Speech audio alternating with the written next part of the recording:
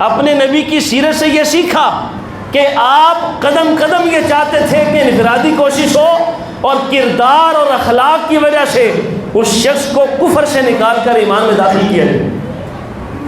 تو ہم اپنے ہمسایوں کے ساتھ، اپنے ایسے لوگوں کے ساتھ ایسا کردار اختیار کریں، ایسی صورت اپنائیں اور ایسا رویہ رکھیں کہ ہمارے کردار سے متاثر ہو کر وہ کم از کم اگر مسلمان نہیں بھی ہوتا تو اسلام سے نفرت نہ کرے، اگر وہ مسلمان نہیں بھی ہوتا تو کم از کم اسلام کو برا نہ کہے۔ کسی ایک کے عمل کی وجہ سے پورے دین کو برا کہا جانا یہ کہاں کا انصاف ہے؟ اس لیے قرآن کی ایک آیت کا مفہوم ہے کہ تم مشرکین کے برے خداؤں کو برا مت کہو کہ وہ تمہارے سچے خداؤں کو برا کہیں گے۔ تم ان کے برے خدا کو برا مت کہو کہ وہ تمہارے سچے خدا کو برا کہیں گے۔ تو اگر امن و آشتی کے ساتھ معاشرہ چل رہا ہے تو اسے چلنے دیا جائے۔ اس میں فساد برپا کرنا، امن کو تباہ کرنا یہ مسلمان کی زینت نہیں ہے۔ مسلمان کسے کہا جاتا ہے؟ مومن کسے کہا جاتا ہے؟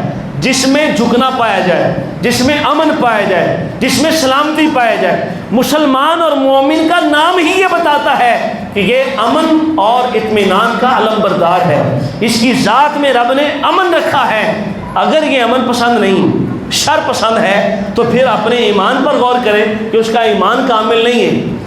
تو میں عرض کر رہا تھا کہ جس شخص نے گستاخی کی، جس شخص نے قرآن کو جلایا، جس شخص نے قرآن کے ساتھ توہین آمیز رویہ اختیار کیا، جس شخص نے نبی پاک کی ناموس پر حملہ کیا ہو، ایسے شخص کو کافر کردار تک پہنچانے کے لیے اداروں کو، ہمارے قانونی اداروں کو، ہماری عدلیہ کو عمل کرنا چاہیے تاکہ مزید معاشرے کے اندر فسادات برپا نہ ہو۔ اپنا کردار ادا کرنا چاہیے اور اس کردار پر مجبور کرنے کے لیے ہم کیا کر سکتے ہیں؟ احتجاج۔ ہمیں حق یہ ہے کہ ہم احتجاج کر کے فورس کریں، ہم انہیں مجبور کریں کہ ظالموں کو کافر کردار تک پہنچایا جائے۔ لیکن اگر ہر شخص اٹھ کر تھوڑی سی بات پہ کسی کو قتل کرنے لگے گا تو معاشرہ بد امنی کا شکار ہو جائے گا۔ ہر بندہ، آج کل یہ اور بھی ہوا اور فضا چل گئی ہے کہ کسی کی فیکٹری کا کام نہیں چل رہا یا فیکٹری کے مالک نے کچھ کہہ دیا تو اس پر توہین کا الزام لگا کر اسے قتل کر ڈالا۔ اگر کسی کا کوئی اپنے ذاتی جھگڑا ہے تو اس پر توہین مذہب کا الزام لگا کر اسے مار ڈالا۔ یہ رویہ بھی اختیار کرنے کی اسلام اجازت نہیں دیتا۔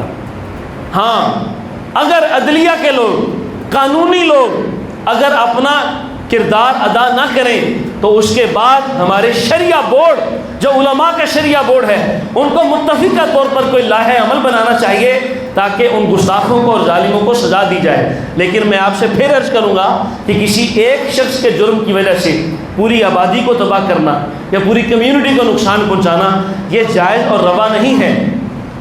مسلمان اور عیسائی اس معاشرے کے اندر رہ رہے ہیں اور آج تک میرا نہیں خیال کہ اس محلے میں، صرف ایک محلہ لے لیجئے، کسی ایک محلے میں کسی مسلمان نے عیسائی کو صرف اس وجہ سے نقصان پہنچایا ہو کہ یہ عیسائی ہے۔ میرا نہیں خیال کہ ایسی مثال ہمارے نوابپورے میں بھی موجود ہو۔ تو جہاں پہ ہوتا ہے کم علمی کی وجہ سے ہوتا ہے، جہاں پہ ہوتا ہے عدم برداشت کی وجہ سے ہوتا ہے، جہاں پہ ہوتا ہے دین کی کمی کی وجہ سے ہوتا ہے، کم علمی کی وجہ سے ہوتا ہے۔